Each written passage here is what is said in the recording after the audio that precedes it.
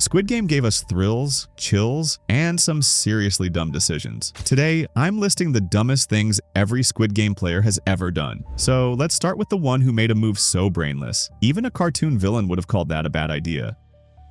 Let's talk about Thanos, the rapper turned Squid Game contestant who somehow managed to make even dumber choices than his stage name. This guy literally bet his entire life savings, 500 million won, on a meme coin called Dalmatian. Why? Because a YouTuber told him to bet it all. And guess what? He did. No research, no checking if it was legit, just pure, unfiltered stupidity. And shocker, it was a scam. He could have done anything smarter, a Google search, talk to someone older than 12. Even putting the money in a sock drawer would have been less dumb. But nah, Thanos fumbled the bag so hard he ended up in a Squid Game just to clean up his stupid mess. Legendary rapper? More like a legendary clown. And then came his galaxy brain moment, picking his team based on looks. No strategy, no strength test, no logic. He saw Park Min-soo's baby face and said, "You're cute." It was the dumbest draft pick in Squid Game history. He could have used observation, tested skills, or just asked people what they were good at. But nope. Thanos chose chaos, cool hair, and cuties as his selection criteria. That's not strategy, that's peak level dumbness. But wait, we're not done. Thanos is already in deep trouble. He's stressed, angry, and blaming everyone for his problems, especially one guy, the YouTuber who scammed him. But instead of staying calm or walking away, Thanos decides to scream at the dude while he's holding a fork. Yes, a real metal fork, in a place where people are literally dying for money. And Thanos? He doesn't hold back. He starts yelling about how everything belongs to him. All mine! Money! Girl! Talk Thanos property now! And guess what happened? He got stabbed right in the neck. Not once, twice. All because he couldn't shut up for 5 seconds. He basically begged the other guy to stab him. It was less of a fight and more of a self-sabotage speedrun. If he had just backed off, stayed quiet, or walked away, he could have survived. He could have made it to the next round, maybe even gotten revenge the smart way. But no, he let his ego speak louder than his survival instinct, and ended up dead, because he thought yelling at a guy with a fork was a power move. Thanos didn't lose because of bad luck. He lost because of bad decisions, bad pills, and dumb moves. But the next player, he made the dumbest move in the entire game. Ali Abdul, player 199, the nicest guy in the entire Squid Game. Kind, sweet, and honestly, painfully dumb. Let's talk about the marbles game. Ali was actually winning, like fully in control. And Sang-woo? Yeah, that guy was sweating. He knew he was about to lose until he pulled out his sneaky little plan. Trust me, help me, and I'll make sure we get out of here. Ali just hands over all his marbles, like he's giving a gift to his best friend at a birthday party. And what does Sang-woo give him in return? A bag of rocks. Literal rocks. Ali didn't check, didn't peek, didn't even shake the bag. Bro, you're in a game where people are literally dying, and you don't even double check your life-saving pouch? The second that bag felt lighter than your brain cells, you should have known something was up. But nope. Ali smiled, nodded, and held on to hope like it was his job. He could have won. He should have won. He didn't lose because of bad luck. He lost because he trusted too hard, thought too little. And in the end, he made the dumbest mistake of his life. But the next guy? He didn't trust anyone, and still managed to be even more stupid. Park Seak, the guy who walked into Squid Game thinking it was a family camping trip. Seriously, this man's entire survival strategy was just stick close to mom and hope for the best. When it was time to vote out of the game, he voted X to leave. Not because he had a brilliant escape plan, not because he cared about anyone's safety, but because his mom told him to. Bro, you're in a death match, not a school field trip, and you're still letting mommy make your choices? Forget strategy. This dude needed a babysitter, a helmet, and a timeout. Then came hide and seek, one of the most dangerous games in the whole thing. His mom literally says, "Even if you had one of these, you couldn't kill anyone." But our genius decides to switch roles, and it goes exactly how you'd expect. He was the worst seeker in history. Didn't find anyone. Wandered around like he lost his glasses. Only person he found? His own mom? Who then stabbed him in the back. He could have let his mom seek like she said. He could have stayed hidden, stayed quiet, and survived. But no. Seak chose the dumbest possible path and paid the price for it. But the next player? She took chaos, drama, and stupid choices to a whole new level. Han Min-yo, the queen of chaos, drama, and terrible life choices. From the second she walked into the games, she was loud, unpredictable, and somehow always 5 seconds away from a meltdown. And then came her master plan, hooking up with Deoksu for protection. She basically handed her survival over to a ticking time bomb. Deoksu had no loyalty, no plan, and no problem ditching her the second she wasn't useful, which he literally did. God, this is just so pathetic. Just keep your hands off me. So now, not only was she alone, she was also humiliated, angry, and a target. Instead of playing fake girlfriend, Minyo could have used her actual strength, manipulation, and social skills to build a solid alliance. She had a loud voice, a big personality, and could have rallied the outcasts, the scared players, or anyone anti-Deoksu into a real voting bloc. That would have given her power and protection without needing to sell herself short or rely on someone who clearly couldn't be trusted. But of course, Minyo wasn't done making headlines. Her next move, even dumber and deadlier. Minyo literally survived every single round, including one where she didn't even have a partner, and instead of using her lucky break to play smart on the glass bridge, she wastes it all by grabbing Deoksu and jumping to her death on purpose. We said we'd stick together right to the end. Sure, he betrayed her, but revenge after winning 45.6 billion won would have been a lot sweeter. She could have let him fall on his own, he was panicking anyway, or just waited. She had a decent position in the lineup, but nope. She chose dramatic exit over survival, and in doing so, sabotaged herself. She didn't outsmart him, she joined him on the way down. That's not power, that's peak emotional damage decision-making. But the next player? She did the opposite, quiet, chill, and still made one of the dumbest sacrifices in the whole game.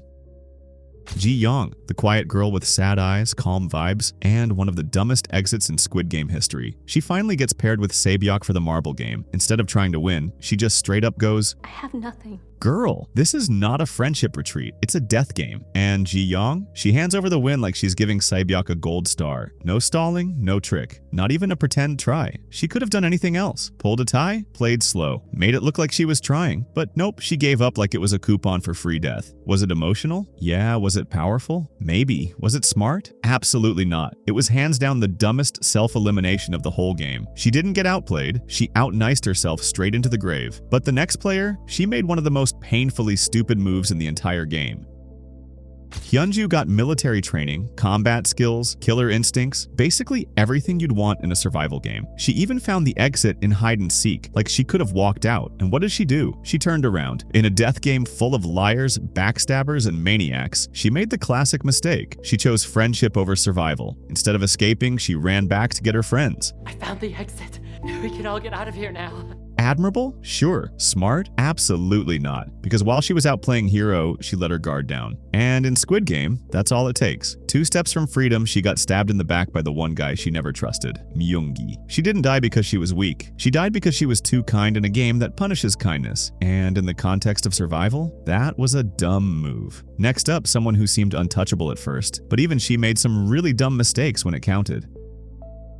Kang Seak, the North Korean defector with stealth moves, a poker face, and some seriously questionable decisions. She literally risked her life crawling through some steamy vents just to learn what the next game might be. Smart move, right? She was basically playing detective. But then, what does she do with this golden, life-saving information? Tells Sang-woo. For free. They were heating sugar. No deal, no strategy. It was honestly a dumb move. She had valuable intel in a death game and treated it like she was passing notes in class. She could have used it to gain protection, strike a deal, or secure an alliance. Instead, she handed it over like it was a group assignment. And that wasn't even her worst move. She knew Jang Deoksu was a threat, the kind of guy who doesn't just stab backs, he starts riots and ends lives. She had history with him, bruises to prove it. And during red light, green light, she had the perfect shot. She was right behind him. Perfect opportunity. Push him, bump him, even whisper in his ear and make him flinch. The doll would have handled the rest, but instead, she let him walk. She lets him live. It is so dumb, like, girl, he already beat you once. This was the cleanest chance to eliminate the most dangerous player in the game. Deoksu lived to tear the place apart. She could have ended his story in episode 1. Instead, she chose emotional damage over actual damage, and the whole game suffered for it. Next up, the guy who walked in like a final boss and played like a background extra.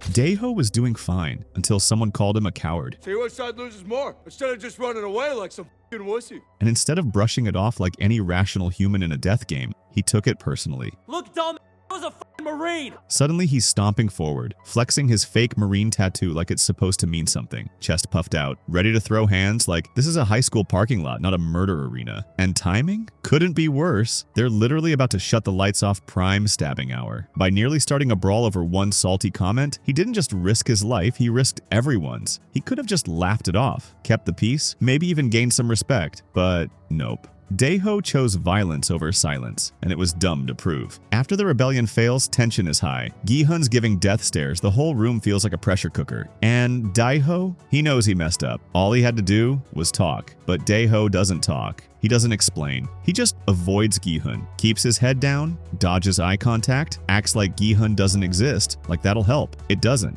because now he looks guilty. Guihun's watching him like a hawk, and Deho's silence makes it 10x worse. Then in hide and seek, Guihun's hunting him down, knife in hand, convinced he's a traitor. And Dejo? Still running, still saying nothing, still digging his own grave, until he runs out of room, literally, cornered. Guihun strangles him, and just like that, Dejo gets eliminated. He didn't lose because he was evil. He lost because he looked dumb, acted dumb, and stayed dumb. But the next girl, she played with her heart, and 0 brain cells. Let's talk about Junhi and how she made one of the dumbest emotional decisions in Squid Game history. She spots Myung-gi, you know, the same guy who scammed her out of 30 million won, ditched her when she got pregnant, and told her to get an abortion, getting beat up by the other players. Now, any reasonable person would have shrugged and let karma handle it, but Junhi, she walks over and goes, So you really didn't know I was here? "What? Girl, you are in a literal death game, and you're out here playing sad ex-girlfriend with a heart of gold? That's like getting hit by a bus and checking if the bus is okay. He scammed you, dumped you, and voted to keep the death games going. That's not love. That's brain fog mixed with pregnancy hormones and no survival instinct." Later during hide and seek, she pulls a red ball. She's a seeker, a hunter. She's supposed to chase, eliminate, survive. But then, here comes Myung-gi, slithering back like a bad decision. You take the key. It's our only way out of this. At first, Junhi actually says no, and for a moment, just a moment, we thought she had finally unlocked common sense. But then, she swaps. She gives the role of Seeker, the most powerful role in the game, to him. And of course, the universe wastes 0 time proving her wrong. She goes into labor, she's vulnerable, she's stuck. And her only support? Jumja and Hyanju. Meanwhile, Myung-gi, the guy she trusted, the guy she armed, strolls back and stabs Hyanju right in front of her. At that point, it wasn't the game that betrayed her. It was her own decision-making. But the next player, the guy we all thought had a brain, turns out he traded it for a conscience. Guihun, good heart, bad decisions. Man stayed alive by doing the dumbest stuff possible. Guihun escapes the murder island and decides to go to the police. Good move, right? Except he shows up with nothing, not a single shred of evidence. Just trauma and a wild story about a game of death. So you're saying that your kidnappers rounded up hundreds of people and had them play a game? Guihun nodded and replied, "Yeah, and they didn't just shoot 1 or 2. Those people had no mercy. They killed more than 200. "Bro, what? You sound like someone who fell for a scam and now you're asking for emotional support." Nobody was going to believe that. He sounded like he was high on glue. He didn't even wait for other players who also went home. He could have grouped up, compared notes, brought actual witnesses, but nope. He took the weakest shot at exposing the truth and then gave up like he lost a sock. And then comes the detective, a real trained badge-wearing cop, the one person who might actually blow the whole thing wide open. And what does Guihun say?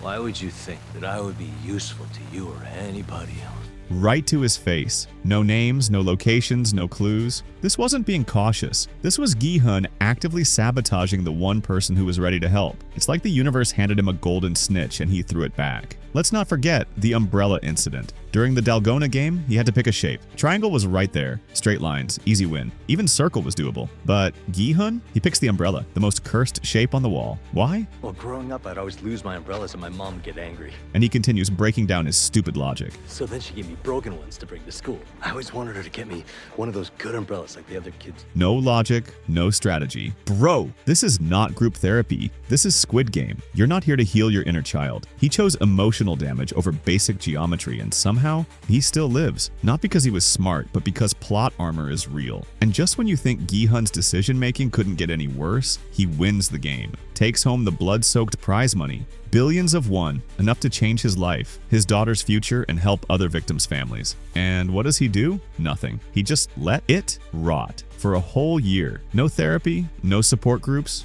no spending. Not even a little retail therapy or a donation spree. He just grows a beard, looks sad, and pretends money doesn't exist. Like, bro, you just survived a murder Olympics, and your bag is bigger than Jeff Bezos' lunch money. And you're acting like it's a cursed object from a horror movie. But somehow, Guihun wasn't done being dumb. His next move? Even dumber. Before sneaking back into the games, Guihun thinks he's finally being smart. He hides a tracker inside his tooth. Spy movie level genius, right? But plot twist, the second he steps onto the island, the tracker's gone. Bro, you have been in the games before. You knew how strict these people were. You've been kidnapped, stripped, scanned, and knocked out by them before. And you really thought they'd miss a shiny little GPS in your mouth? That's not smart. That's DIY brain damage. But hey, Guihun's streak of bad decisions doesn't stop there, because after all the lies, manipulation, and trauma, he still goes and trusts player 001. Again, like, bro, how do you still fall for that? Last time, it was Ilnam, sweet old man turned puppet master. Faked a seizure, manipulated your emotions, and ran the whole game. Lesson learned? Apparently not, because in Season 2, new player 001 walks in, young Ilho. Mysterious, calm, suspiciously competent. And Guihun just vibes with him. Dude, you've been lied to, betrayed, traumatized, and you still don't have trust issues? At this point, it's not a flaw, it's a personality setting. Then comes the rebellion. You'd think after everything, Guihun would move smart. Nope. Instead of protecting his own squad, the X is he lets the other group get slaughtered. On purpose. We wait for the fight to begin.